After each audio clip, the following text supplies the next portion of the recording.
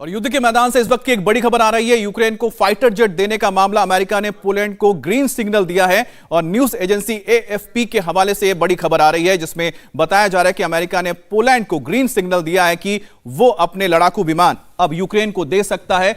और आपको बता दें कि एंथनी ब्लिंकन ने जैसा कि कहा था कि उनकी कोशिश है कि जो MiG-29 और साथ ही साथ सू सीरीज के यानी सुखोई सीरीज के जो भी फाइटर जेट्स इस वक्त पोलैंड के पास है वो यूक्रेन को दे सकता है, क्योंकि यूक्रेन के पास यही विमान थे जो रशियन मूल के हैं और जो यूक्रेन के जो पायलट हैं इनको उड़ाना जानते हैं, इनकी मेंटेनेंस भी जानते हैं। इस वजह से ये विमान उनको दिया जाए और साथ ही साथ भरोसा भी दिया है कि अगर आप अपने फाइटर्स देंगे यूक्रेन को तो हम आपको कॉम्पनसेट करेंगे हमारे अमेरिकन फाइटर्स के जरिए। यूक्रेन के खार्किव में रूस का बड़ा मिसाइल अटैक हुआ है। यह बड़ी खबर इस वक्त आ रही है।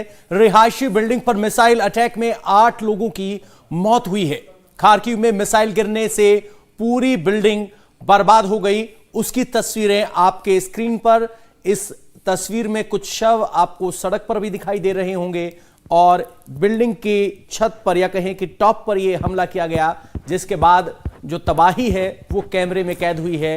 वाहन क्षतिग्रस्त है, कुछ लोग घायल हुए हैं और 8 लोगों की मौत हुई है। बिल्कुल, जो सिविलियन कैजुअलिटी की तस्वीरें अब सामने आने लगी हैं और ये तस्वीरें आपकी स्क्रीन पर। बिल्कुल, जैसा कि आप बता रहे हैं कि यहां पर देखिए कुछ काफी कैजुअलिटी नजर आ रही है और साथ ही साथ हम देख रहे हैं कि खार्किव में जो लगातार रात को हमले हुए थे उसके बाद जब सुबह ये तस्वीरें आई तो समझ में आता है कि आखिरकार कितनी बड़ी तबाही हुई है। और लगातार आप देखिए कि अब रेजिडेंशियल इस बिल्डिंग के ऊपर टॉप फ्लोर को निशाना बनाएगा। इसका मतलब साफ है कि क्या यहां से रेजिस्टेंस हो रहा था, क्या यहां से मिसाइल दागे जा रहे थे। मनीष, जो तस्वीरें सामने आई थी हमने देखा था कि कोई हाई राइज बिल्डिंग से ही वो मिसाइल दागे गए थे उनके जेट्स पर। और ये सिविल एरियाज है जहां पर टारगेट किया गया रशियन फोर्सेस के द्वारा।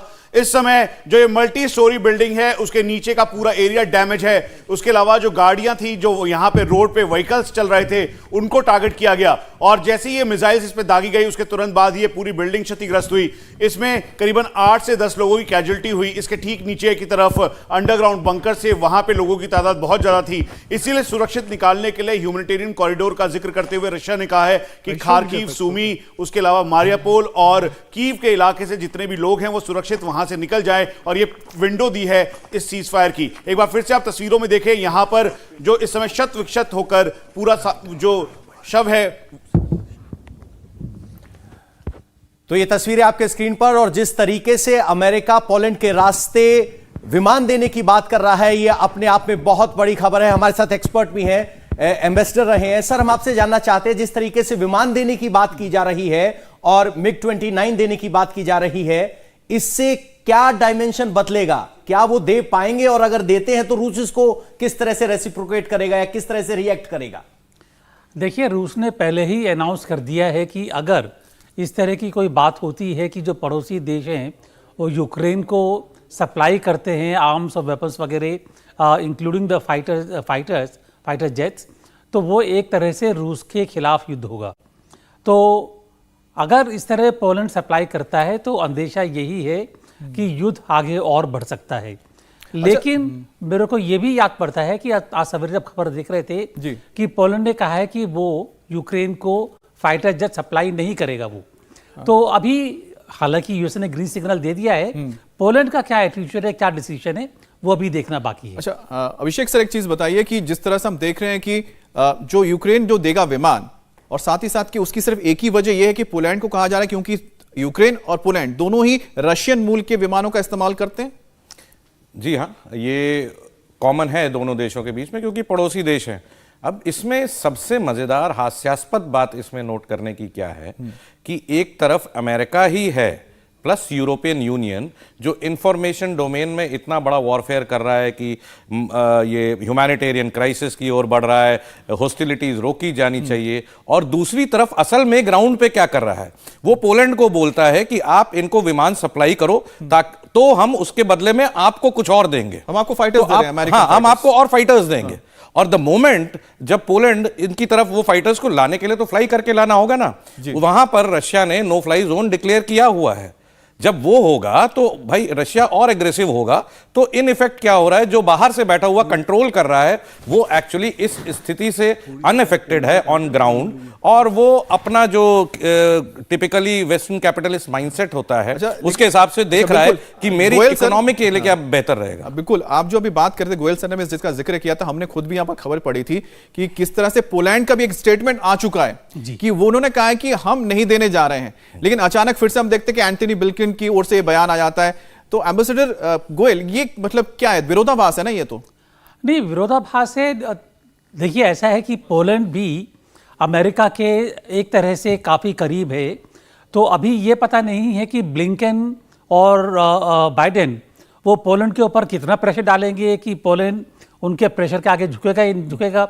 लेकिन ये साफ बात है कि अगर पोलैंड ने ये प्लेन सप्लाई किए तो नो फ्लाई जोन में जाने पर अवश्य युद्ध होगा जी। और युद्ध बढ़ेगा, यानी एरिया बढ़ेगा। देखना होगा कि किस तरह से होता है। इस वक्त खार्किव के मार्केट में रूसी हमले की एक तस्वीर आई है। रूस की बमबारी में पूरा मार्केट तबाह हो गया है। यह खार्किव का वो इलाका है जहां अभी भी खार्किव पर कब्जे का संघर्ष जारी है, लेकिन रूसी फोर्सेस को अभी सफलता नहीं मिली है और अब हमले की इंटेंसिटी बढ़ रही है। मार्केट पर अटैक हुआ और उसके बाद सब कुछ तहस नहस, यानी सिविलियन एरिया अब पूरे तरीके से हमले की जद में है और उसकी तस्वीरें, ये मार्केट कॉम्प्लेक्स साफ देखा जा रहा है। और इस मार्केट कॉम्प्लेक्स पर जब हमला हुआ तो उसके बाद की तस्वीरों में यह मंजर दिखाई दे रहा है कि यहां मार्केट में सब कुछ खत्म हो गया।